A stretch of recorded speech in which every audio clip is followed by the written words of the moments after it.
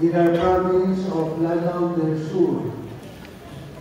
We have a golden opportunity for Bangko Maharlika to play a key and leading role in shaping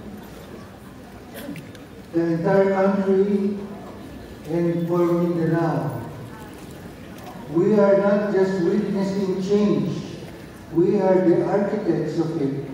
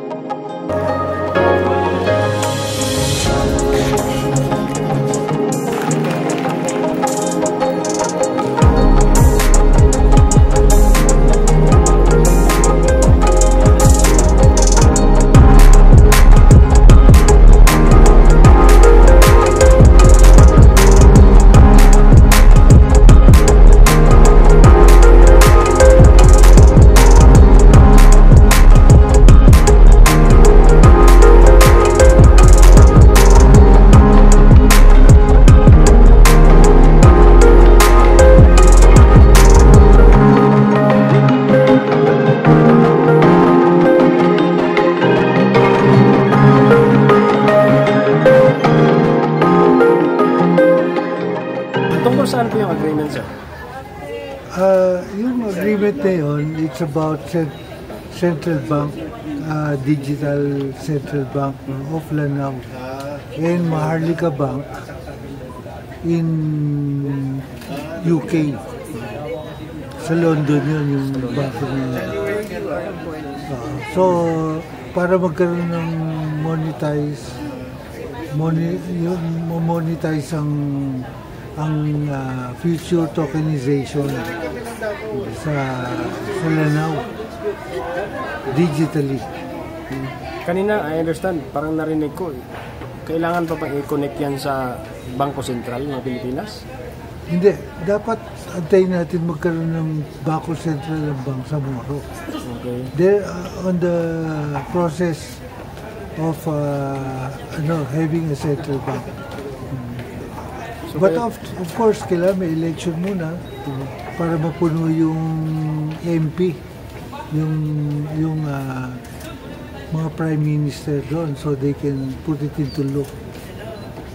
Not only 80 member of the parliament but also our Congress of the Philippines, no? Kailangan ba silang mag-participate? Hindi. BARM lang talaga. BARM only. BARM initiative. Autonomous region. Okay. Sir, kung halimbawang ma-approve na ng MP, ng BARM, yung mga uupo, ano na ang mga susunod na hakbang nila?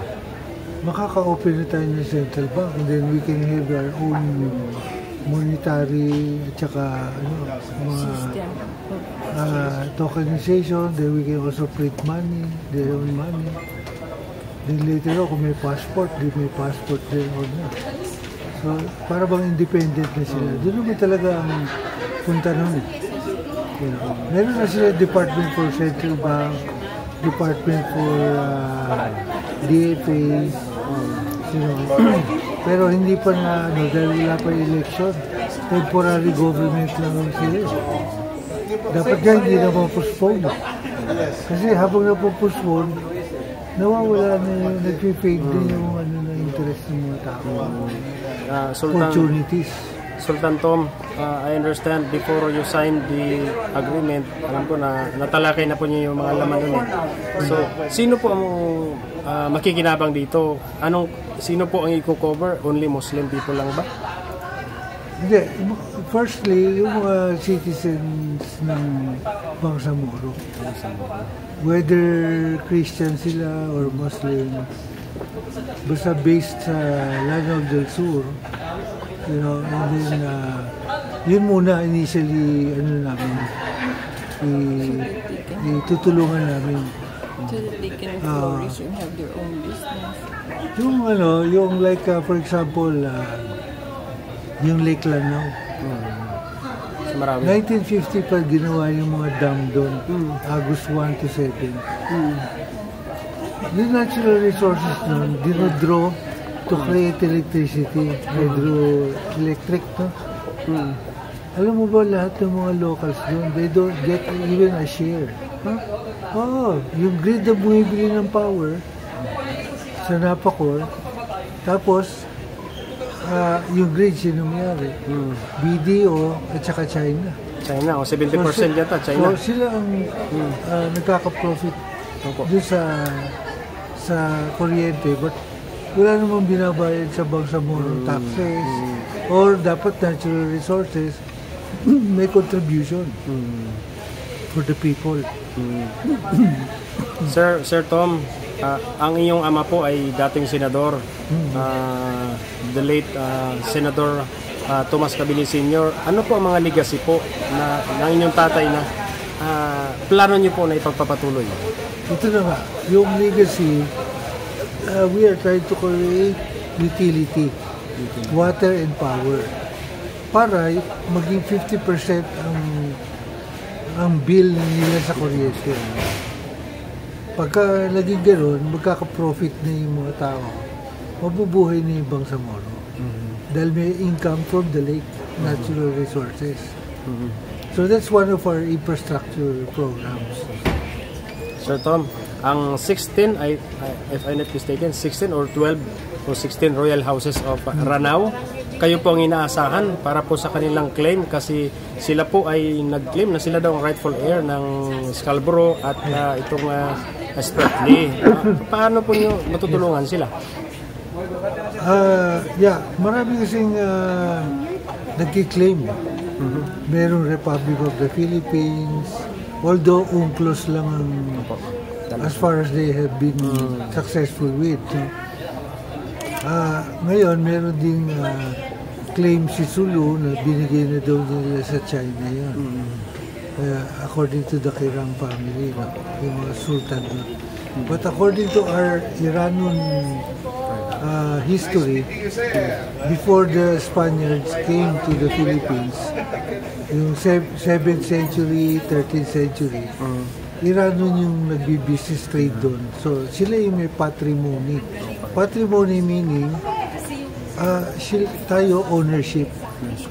So, kung hindi mag-join yung Republic of the Philippines sa claim na yun, it might go to the Iranian or the yung mga Maranao, makikinabang o Iranian.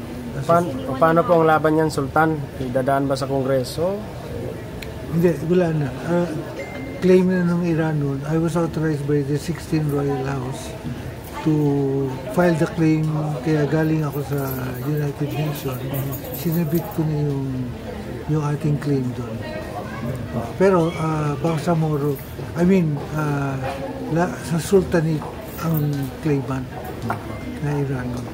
Sir Tom, baka meron kayong gustong sabihin sa mga kababayan ting Irano at sa mga lahat ng kamusliman sa buong Pilipinas?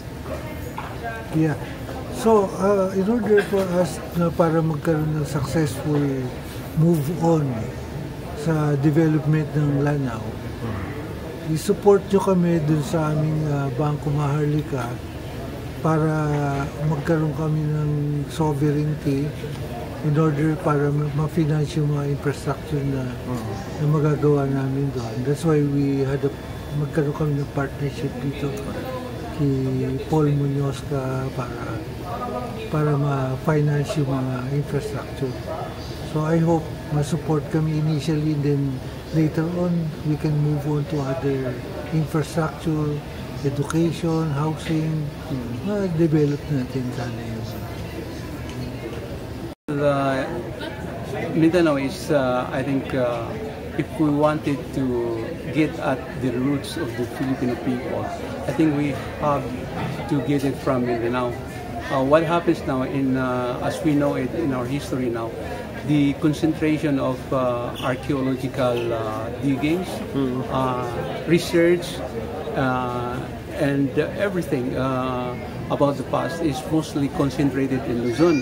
But in Mindanao, we have the Austronesian Iranon, who are the best navigators in the Pacific and in the Nasuntara, which is the Southeast Asia and beyond up to India. These people are the best navigators. In fact, when the Europeans came, they were dubbed as the Vikings of the East, just like the Vikings in Scandinavia, in Europe. Sir, ang Iranon ba originally, sila ba yung mga Maranao? Or mga Subano? Ano sila? Ano mga tribe nang galing? Yeah, this one, as it stands now, the Iranon, according to the categorization of the Philippine government, there is a tribe called Iranon, which is sandwiched between the Maranao and the Maguindanao. But in fact, these three tribes, the Maguindanao, the Iranon, the Maranao, and even Basilan and Sulu are actually all Iranons there. The Iranons has a very extensive experience in their navigation. In fact, they were there in Sumatra, in the streets of Malacca during the Srivijaya Empire, and even after that, the Majapahit Empire. And lately, if you have been following the news, we are staking a claim, a historical claim, on the Spratly Islands and the Scarborough Shoal. In other words, because right now, what the Philippines is advancing in its claim on the Spratly Islands is only the UNCLOS, the United Nations Convention on the Law of the Sea. And this is not enough. These are technical description or acrobatics, as you would note. But what about the historical claim, the historical narrative? This is the claim that is being foisted by China, the historical claim that they said that for 2,000 years, the South China Sea, or particularly the Spratly Islands and the Scarborough Shoal, has been theirs for the last 2,000 years. And this is not true. We really have to debunk this myth. Sir, I understand that some of our brothers from Lanao, the Ranao people, are claiming that they're the rightful owners of Scarborough and Spratly. Can you elaborate? Can you explain to our viewers? Yes, because we are the rightful heir, or we have the provenance from the Spratly Islands, because as early as 250 AD, in 250 AD, the Iranos have already gone to Champa. Champa is now the ancient Vietnam, and their route is usually through the southwest of Mindanao. We go via Sulu and then to the Balabac Islands in Palawan, and goes east, and then we go up the Sulawan Islands. The Sulawan Islands is what we call now the Spratly Islands.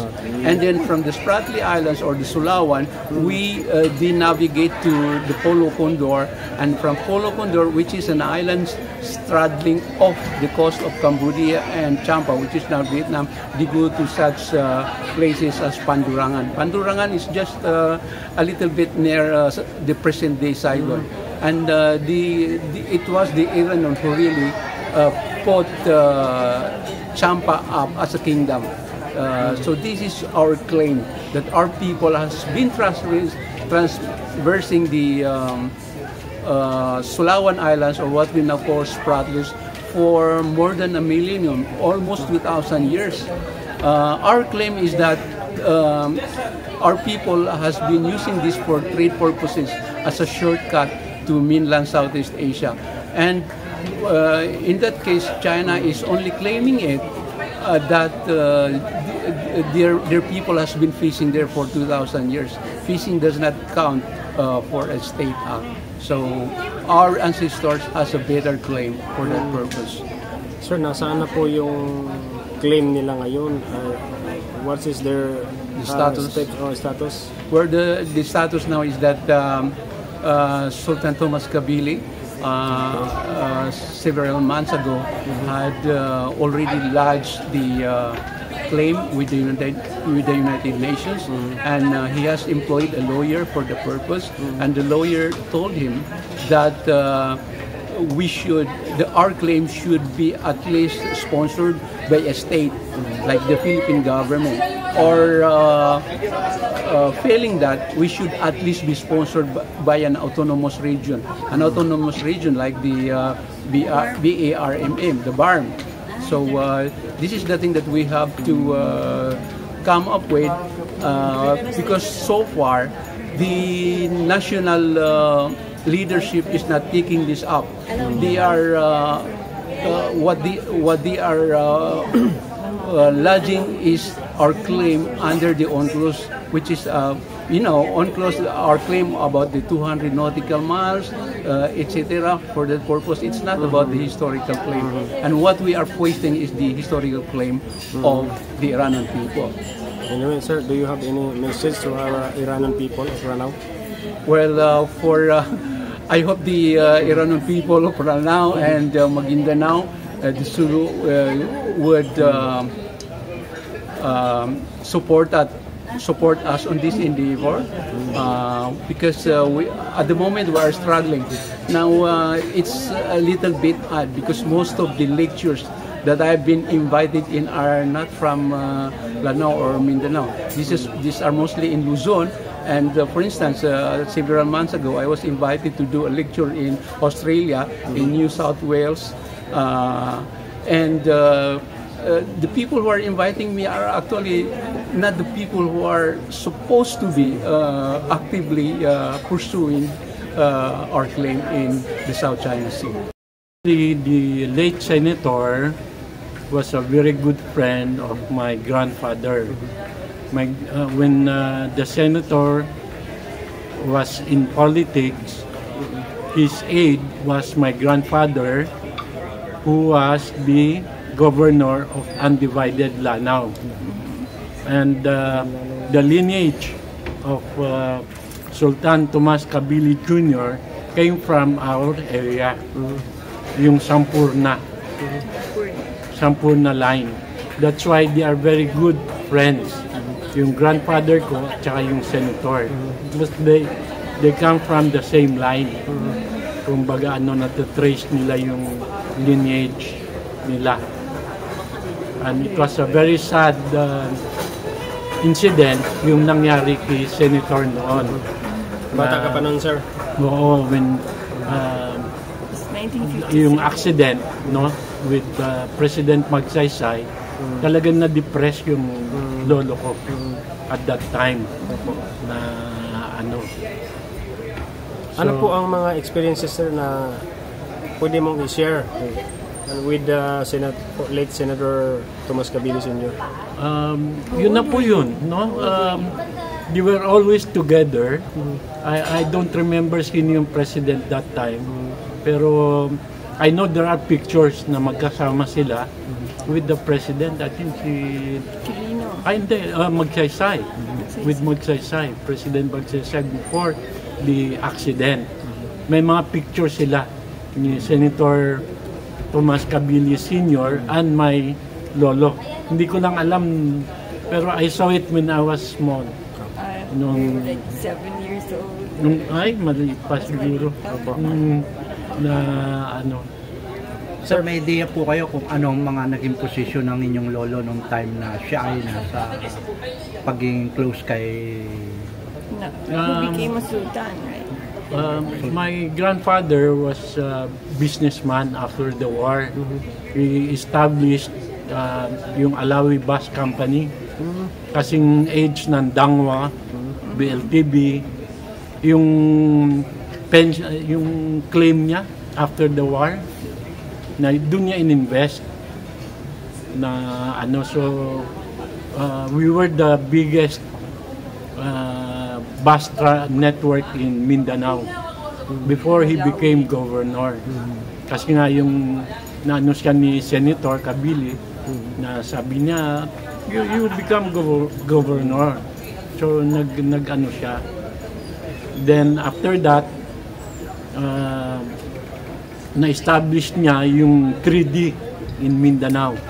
Yung sa Lanao, yung Dimacuta, siya, yung Dimaporo, at saka yung Janalan, which is my father's side. Yung Dimaporo are my cousins now.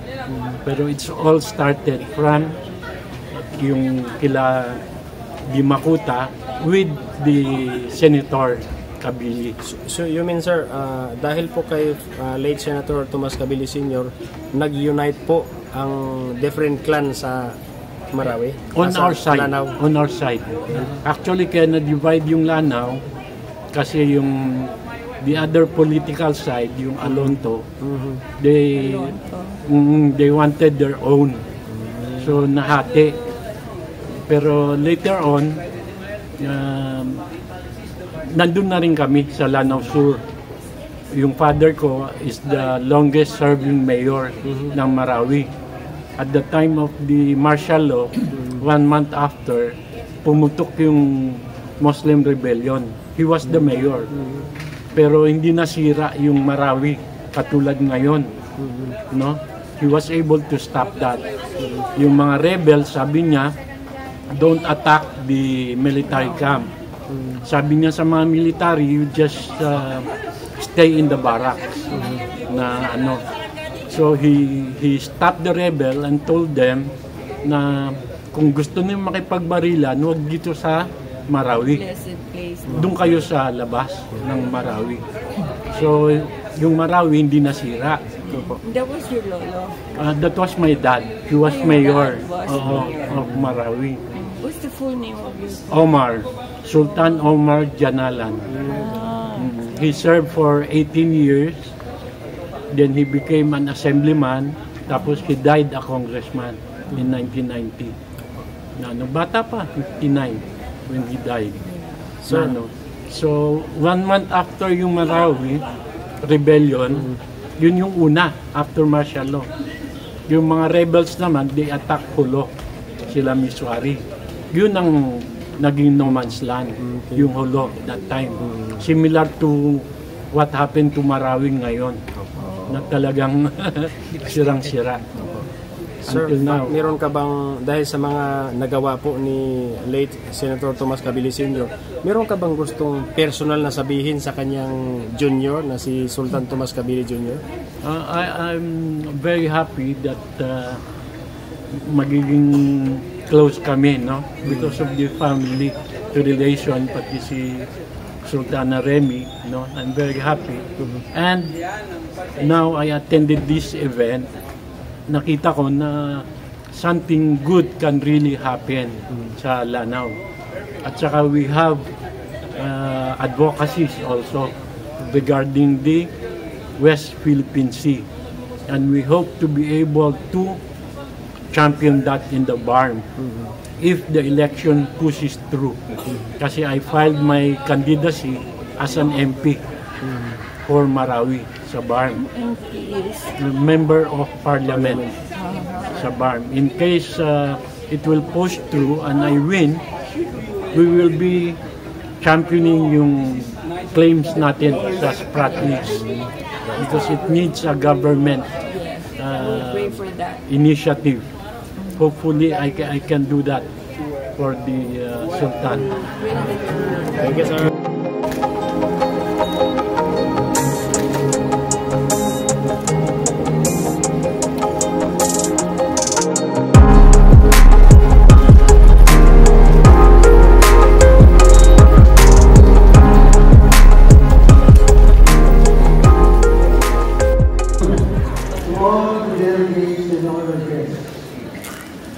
As a representative of the Autonomous Region of Bangsamoro, here in the Philippines, which my Lanao del Sur Sultanate belongs to, and I'm a member of the International Custodian Council of Bangko Maharlika.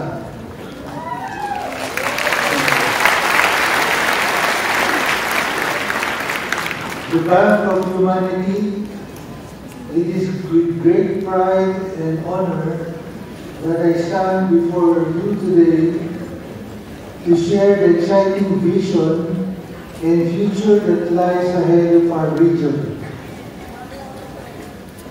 our nation, and the world. Sitting on the board of directors of the International Bangko Maharlika UK, I have the privilege of helping guide a remarkable institution, and it embarks on an exciting decade of transformative change in our province of Lanao del Sur. we have a golden opportunity for Bangko Maharlika to play a key and leading role in shaping the entire country and for Mindanao. We are not just witnessing change, we are the architects of it.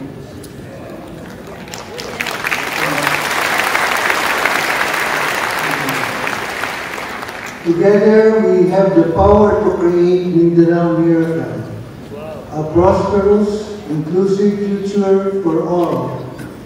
I envision a future where our region and our people flourish like Dubai, Singapore, and KL.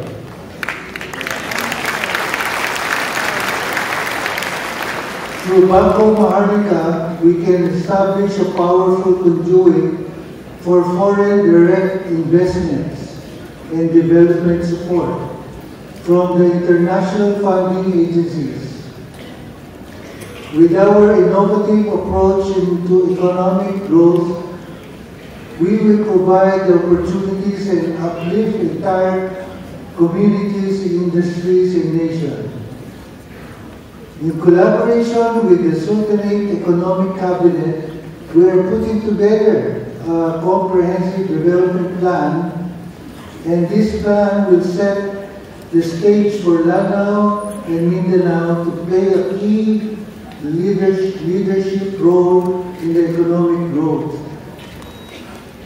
Leveraging our assets, natural resources, and most importantly, the talent and ambition of our people. The vision is not just a dream, it is a roadmap for the future we will build together. And this future extends beyond the borders of Lanao and Mindanao. As part of our engagement with Bangko Maharlika, we are also ensuring that the wealth generated in this growth is distributed equitably across the region, ensuring the prosperity of future generations in our advocacy for the protection of our ancestral lands and natural resources. We are working to ensure our heritage remains unsaleable. Our ancestors' possession and natural resources of the Bangsamoro and Mindanao are vital not only to our cultural identity, but also in our economic future of the entire country. Recently, we lodged a formal claim with the United Nations regarding the Philippine historical rights over the Spratly Islands and Scarborough Shoal. We believe that this claim is not just technical matter, but one rooted in the history of patrimony of the Iranian ancestors and our rich cultural heritage. This is why we hope the government of the Philippines will adopt our stance, moving beyond the technical confines of the United Nations Convention on the Law of the Seas, UNCLOS, which is recognized only as economic. And the true historical legal basis of our claim is the patrimony, the ownership, not just the economic UNCLOS basis. For our claim, the progeny of the Bahay Secundor, which involves all the royal houses of Lanao, who is also here, are the true inheritors of the Spratly Islands over 1,700 years. Our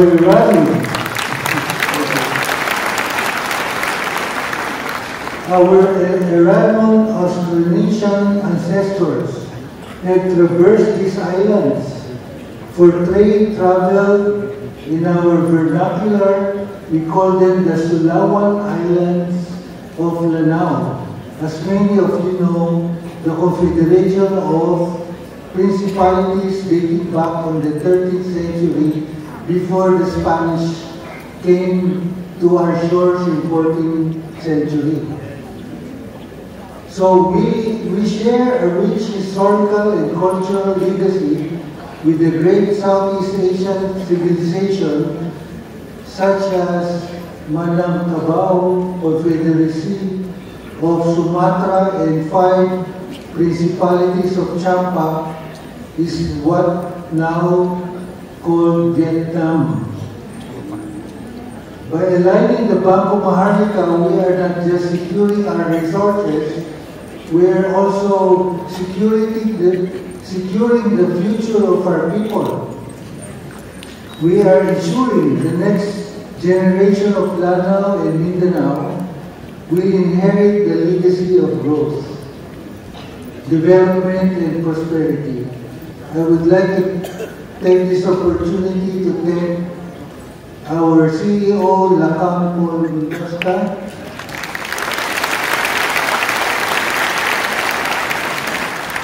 and the Princess of Sulu, Sultan of Sulu,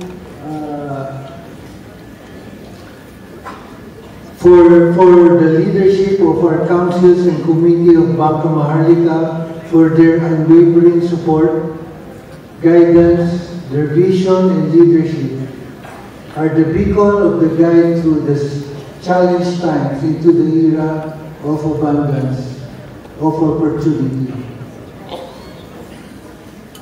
Now I am pleased to announce the official opening of our digital bank wallets, and this digital currency issued by the Bangko Maharlika are not just a means of exchange, but a tool to uplift our people through the Bangko Maharlika.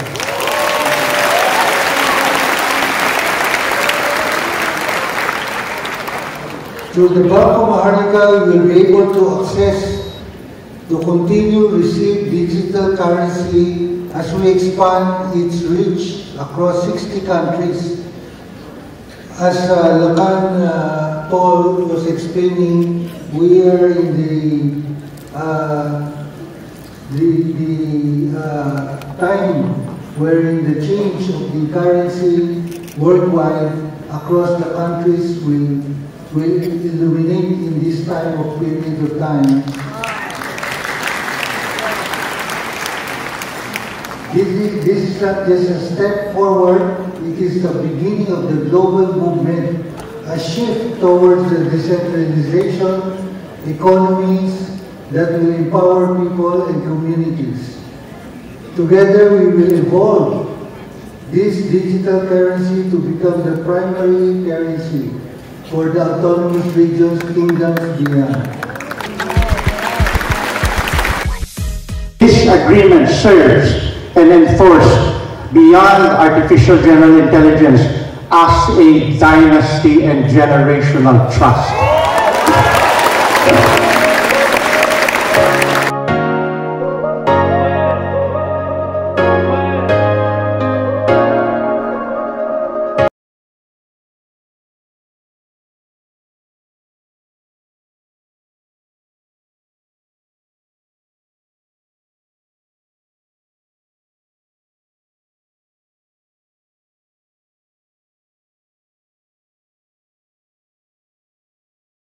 Po si Fatima Selang Hiram, ang may bahay ni Sultan, late Sultan Jamalul Hiram, the 33rd Sultan of Sulu, who I know, nakikita niyo po siya sa television way back 2013, nung nagkaroon po ng dispute sa lahat na to sa Sabah, Malaysia. Mga kapwa, Paul, may I have the permission to speak also in Tagalog. Kasi hindi ko po alam kasi po ay one word sa Tagalog. No? So sabi ko, could I have the permission to speak also in Tagalog? Because I can sure that lahat po kayo ay naiintindihan ang sasabihin ko. Alam niyo po, nung kinausap ako ni Paul, which I thought, hindi ganun kalalim ang aming pag-uusapan. Sabi ko, bakit ako? Bakit ako ang pinili mo? Sabi niya sa akin, ikaw lang yung kinausap namin na hindi nagkakita yung value ng pera, na hindi nagtanong kung ano itong pera ito. Because po ako isang public servant, katulad ko.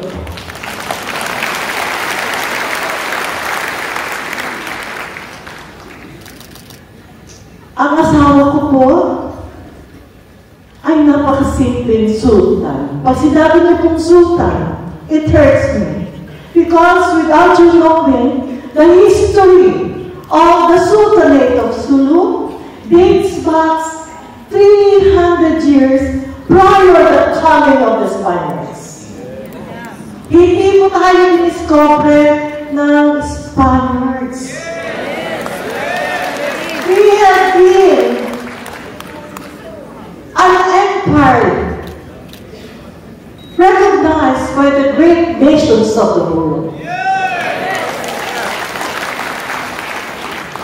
Ang isa pong ebidensya neto, yung po tayo, Pilipino, it hurts me so much because we don't know our history.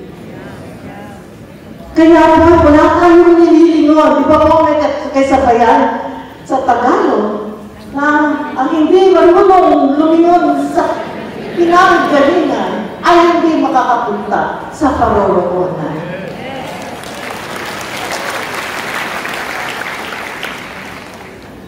Ang ebidensya po dito na iniwan ng ating mga ninuno, sino po dito nakapunta sa China? Pag pumunta po kayo ulit sa China, pumunta po kayo sa Denzhou City, Shandong Province.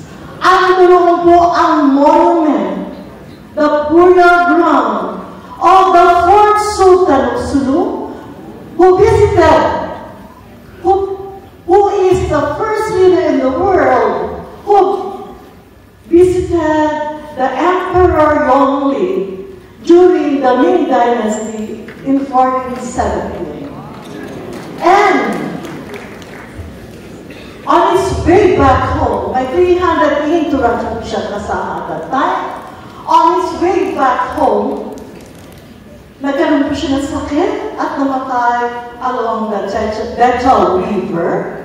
And Emperor Yongli made a decree to bury the body of the Sultan in Denzhou City.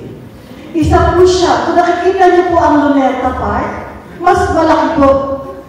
At ito po historical and tourist site doon po sa Denzhou City in Shandong Province. At yung po mga kamag-anak niya at entourage niya ay in-honor ng China government to stay put in their place, and they were baptized, they were changed as not as a Kiram anymore, but Wen and An. Ito po ay nakasulat sa annals of the history of China. Pangalawa pong ebidensya ay ang alam niyo po, ang North Borneo or Sabah. Kaya po hindi yan nalulutas until today.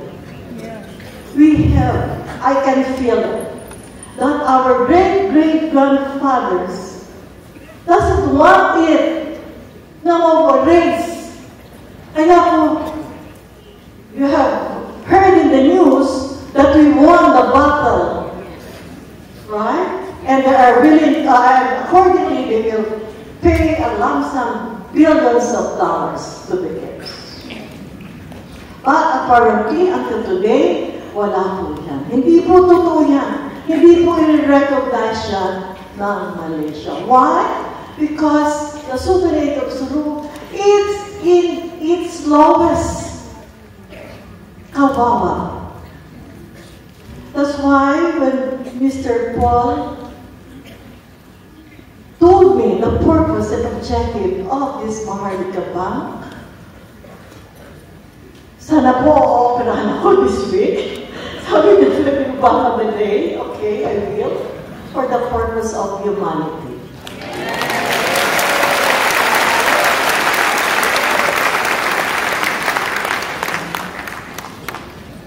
Ambition po ng Maharlika Bank is like also my husband's vision.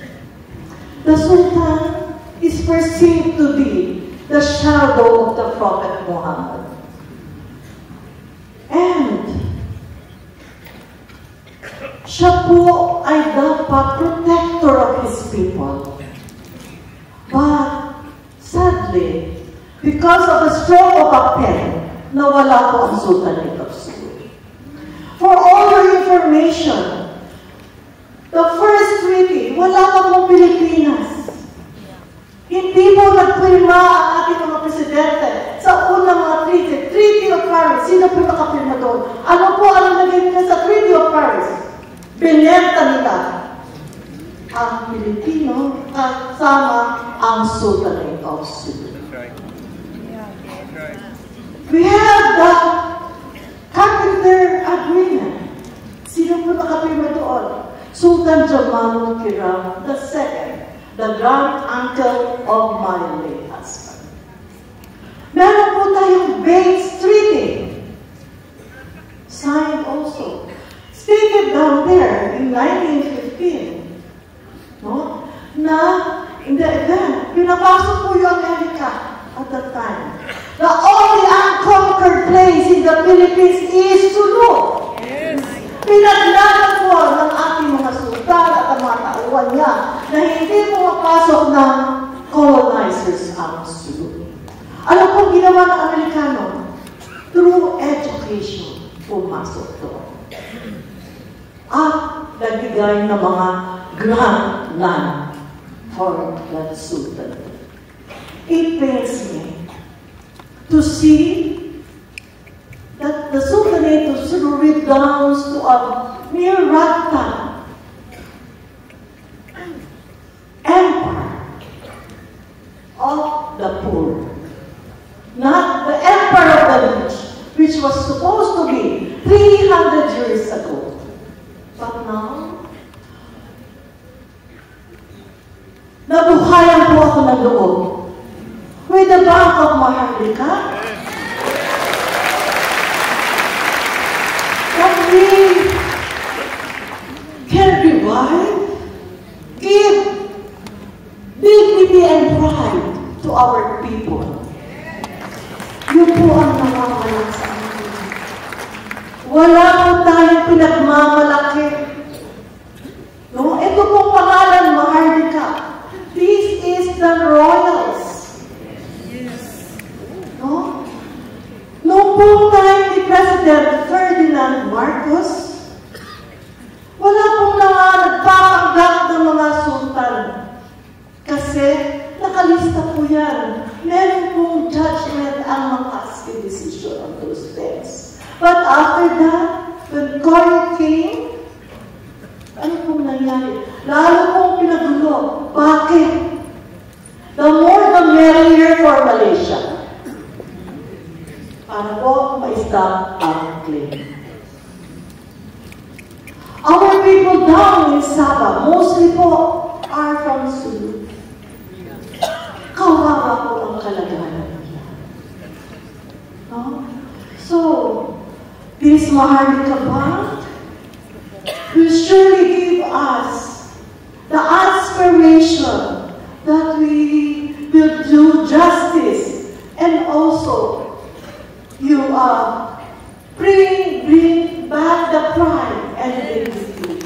The lost pride and dignity of our Filipino people.